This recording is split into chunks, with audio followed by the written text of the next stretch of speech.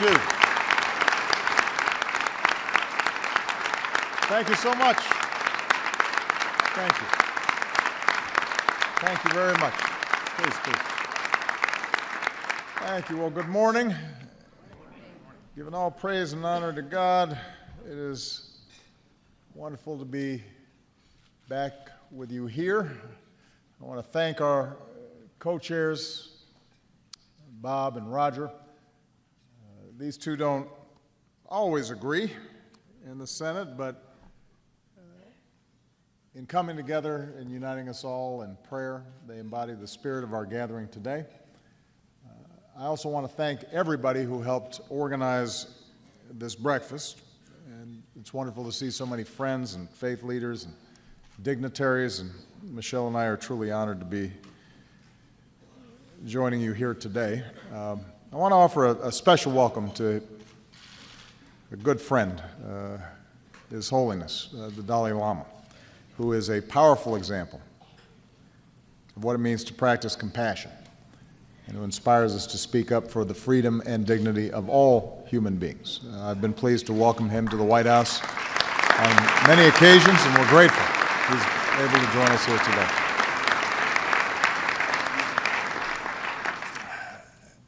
There aren't that many occasions that bring His Holiness under the same roof as NASCAR. This may be the first. But God works in mysterious ways. And so I want to thank Daryl for that wonderful presentation. Daryl knows that when you're going 200 miles an hour, a little prayer cannot hurt. I suspect that more than once Daryl has had the same thought as many of us have in our own lives. Jesus, take the wheel. Although I hope that you kept your hands on the wheel when you were thinking that. He and I obviously share something in having married up, and we are so grateful to Stevie for the incredible work that they've done together to build a ministry where the fastest drivers can slow down a little bit and spend some time in prayer and reflection and thanks. And we certainly want to wish Daryl a happy birthday. So, happy birthday. I will note, though, Daryl, when you were reading that list of things folks were saying about you, that I was thinking, well, you're a piker. I mean, that.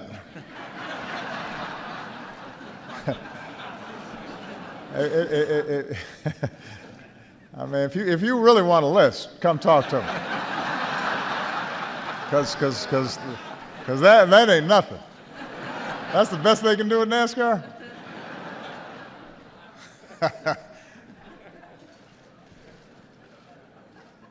Slowing down and pausing for fellowship and prayer. That's what this breakfast is about.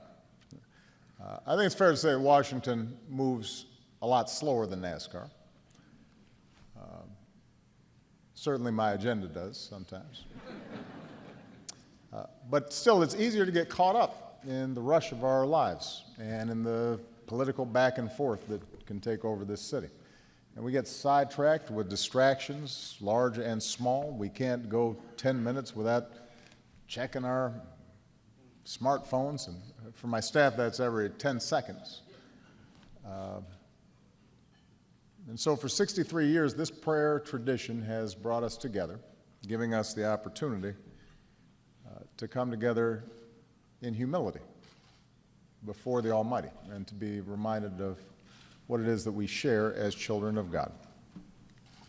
And certainly for me, this is always a chance to reflect on my own faith journey. Many times as president, I've been reminded of a line of prayer that Eleanor Roosevelt was fond of. She said, "Keep us at tasks too hard for us, that we may be driven to Thee for strength."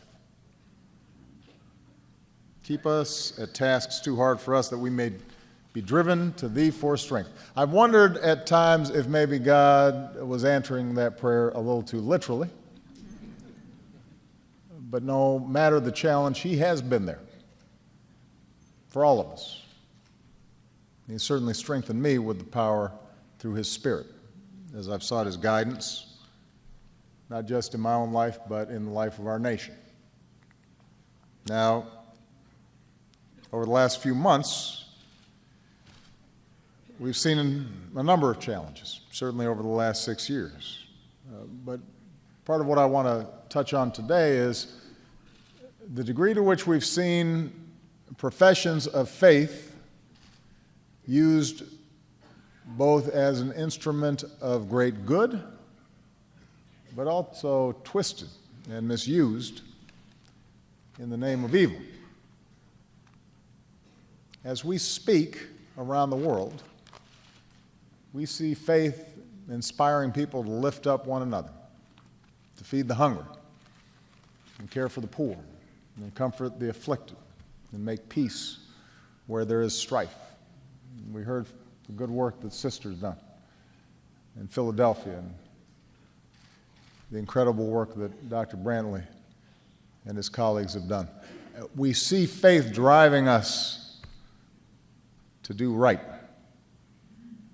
But we also see faith being twisted and distorted, used as a wedge, or worse, sometimes used as a weapon. From a school in Pakistan to the streets of Paris, we have seen violence and terror perpetrated by those who profess to stand up for faith, their faith. Profess to stand up for Islam, but in fact are betraying it. We see ISIL, a brutal, vicious death cult that, in the name of religion, carries out unspeakable acts of barbarism, terrorizing religious minorities like the Yazidis, subjecting women to rape as a weapon of war, and claiming the mantle of religious authority for such actions.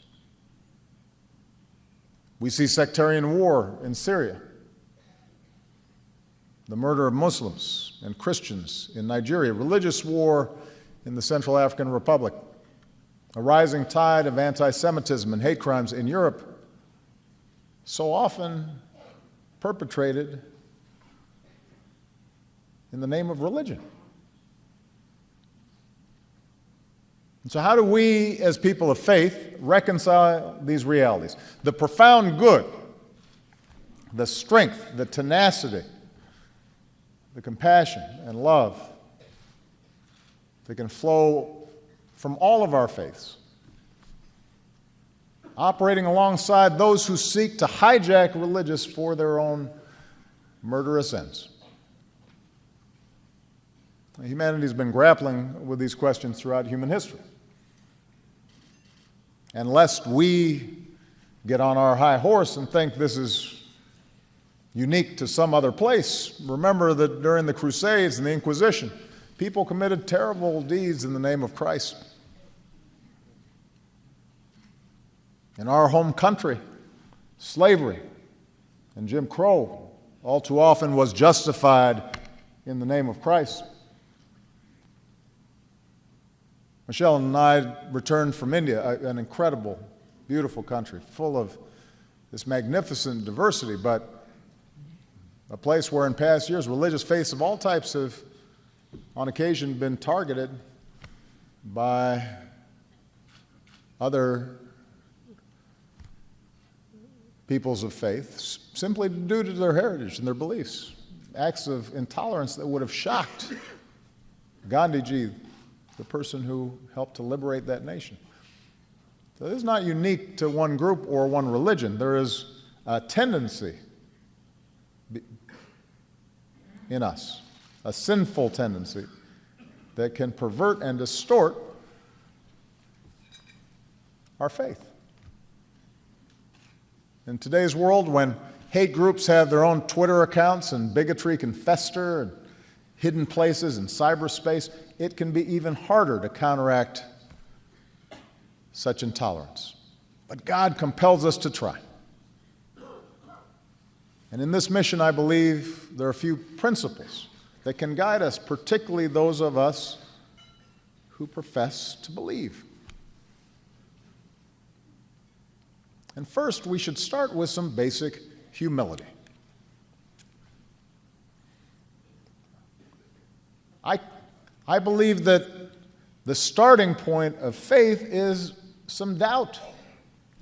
Not being so full of yourself and so confident that you are right and that God speaks only to us and doesn't speak to others. That God only cares about us and doesn't care about others. That somehow we alone are in possession of the truth. Our job is not to ask that God respond to our notion of truth. Our job is to be true to Him, His word and His commandments. And we should assume humbly that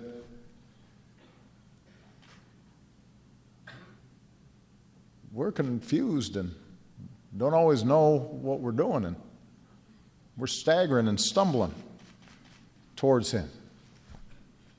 And have some humility in that process. And that means we have to speak up against those who would misuse His name to justify oppression or violence or hatred with that fierce certainty. No God condones terror. No grievance justifies the taking of innocent lives or the oppression of those who are weaker or fewer in number. And so as people of faith, we are summoned to push back against those who try to distort our religion, any religion, for their own nihilistic ends. And here at home and around the world, we will constantly reaffirm that fundamental freedom of religion, the right to practice our faith how we choose, to change our faith if we choose, to practice no faith at all if we choose, and to do so free of persecution and fear and discrimination. There's wisdom in our founders writing in those documents that helped found this nation the notion of freedom of religion, because they understood the need for humility. They also understood the need to uphold freedom of speech, that there was a connection between freedom of speech and freedom of religion. For to infringe on one right under the pretext of protecting another is a betrayal of both. But part of humility is also recognizing in modern, complicated, diverse societies, the functioning of these rights, the concern for the protection of these rights calls for each of us to exercise civility and restraint and judgment. And if, in fact, we defend the legal right of a person to insult another's religion, we're equally obligated to use our free speech to condemn such insults and stand shoulder to shoulder with religious communities, particularly religious minorities who are targets of such attacks. Just because you have the right to say something doesn't mean the rest of us shouldn't question those who would insult others in the name of free speech. Because we know that our nations are stronger when people of all faiths feel that they are welcome, that they too are full and equal members of our countries. So humility, I think, is needed. And the second thing we need is to uphold the distinction between our faith and our governments, between church and between state. The United States is one of the most religious countries in the world, far more religious than most Western developed countries. And one of the reasons is that our founders wisely embraced the separation of church and state. Our government does not sponsor a religion, nor does it pressure anyone to practice a particular faith or any faith at all. And the result is a culture where people of all backgrounds and beliefs can freely and proudly worship without fear or coercion, so that when you listen to Daryl talk about his faith journey, you know it's real. You know he's not saying it because it helps him advance or because somebody told him to. It's from the heart. That's not the case in theocracies that restrict people's choice of faith.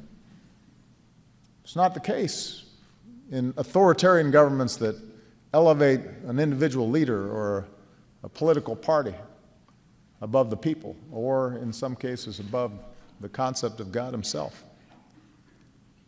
So the freedom of religion is a value we will continue to protect here at home and stand up for around the world, and is one that we guard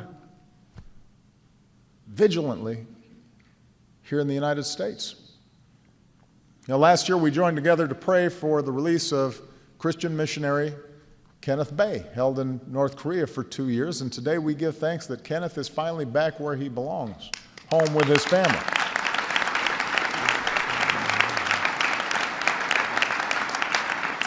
Last year we prayed together for Pastor Saeed Abedini, detained in Iran since 2012, and I was recently in Boise, Idaho, and had the opportunity to meet with Pastor Abedini's beautiful wife and wonderful children, and to convey to them that our country has not forgotten Brother Saeed and that we're doing everything we can to bring him home.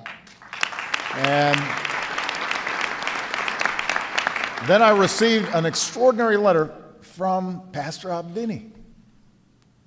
And in it he describes his captivity and expressed his gratitude for my visit with his family, and thanked us all for standing in solidarity with him during his captivity. And Pastor Abedini wrote, "Nothing is more valuable to the body of Christ than to see how the Lord is in control and moves ahead of countries and leadership through united prayer." And he closed his letter by describing himself as prisoner for Christ, who is proud to be part of this great nation, the United States of America, that cares for religious freedom around the world.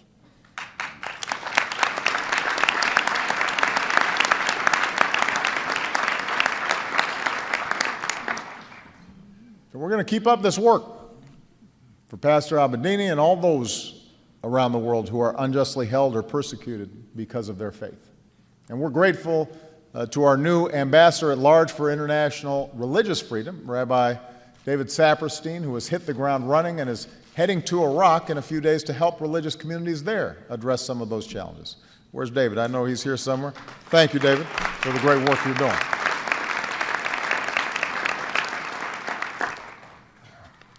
Humility, a suspicion of government getting between us and our faith, or trying to dictate our faiths, or elevate one faith over another. And finally, let's remember that if there is one law that we can all be most certain of, that seems to bind people of all faiths and people who are still finding their way towards faith, but have a sense of ethics and morality in them, that one law, that golden rule, that we should treat one another as we wish to be treated. The Torah says, love thy neighbor as yourself. In Islam, there's a hadith that states, none of you truly believes until he loves for his brother what he loves for himself. The Holy Bible tells us to put on love, which binds everything together in perfect harmony. Put on love. Whatever our beliefs, whatever our traditions, we must seek to be instruments of peace and bringing light where there is darkness and sowing love where there is hatred. And this is the loving message of His Holiness, Pope Francis. Like so many people around the world, I've been touched by his call to relieve suffering and to show justice and mercy and compassion to the most vulnerable, to walk with the Lord and ask, who am I to judge? he challenges us to press on in what he calls our march of living hope. And like millions of Americans, I am very much looking forward to welcoming Pope Francis to the United States later this year.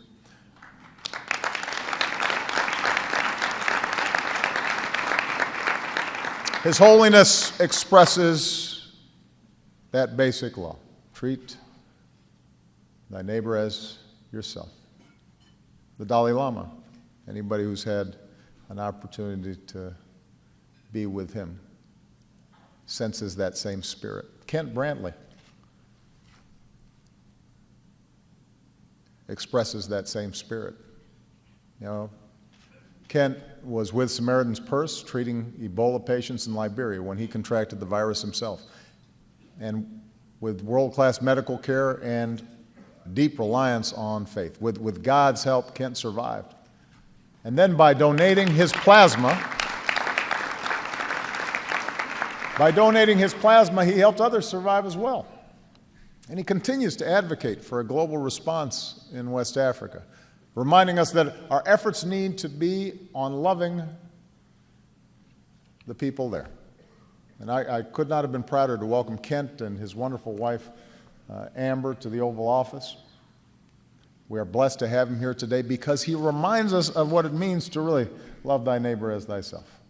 Not just words, but deeds. So each of us has a role in fulfilling our common greater purpose. Not merely to seek high position, but to plumb greater depth so that we may find the strength to love more fully. And this is perhaps our greatest challenge, to see our own reflection in each other, to be our brothers' keepers and sisters' keepers, and to keep faith with one another. As children of God, let's make that our work together. As children of God, let's work to end injustice, the injustice of poverty and hunger. No one should ever suffer from such want amidst such plenty. As children of God, let's work to eliminate the scourge of homelessness because, as Sister Mary says, none of us are home until all of us are home. None of us are home until all of us are home.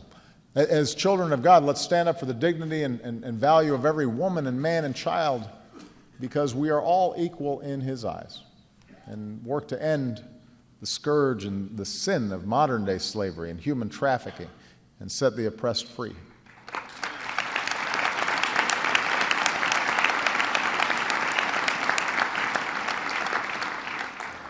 If we are properly humble,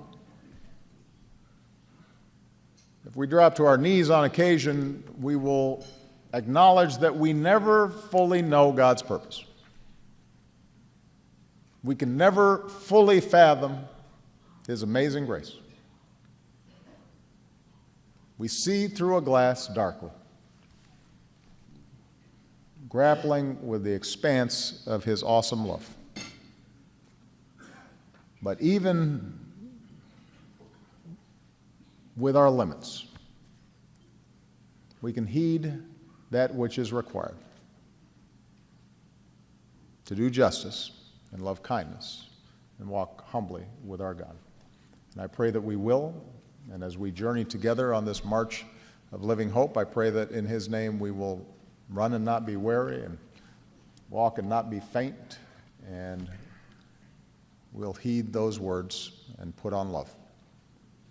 May the Lord bless you and keep you, and may He bless this precious country that we love. Thank you all very much.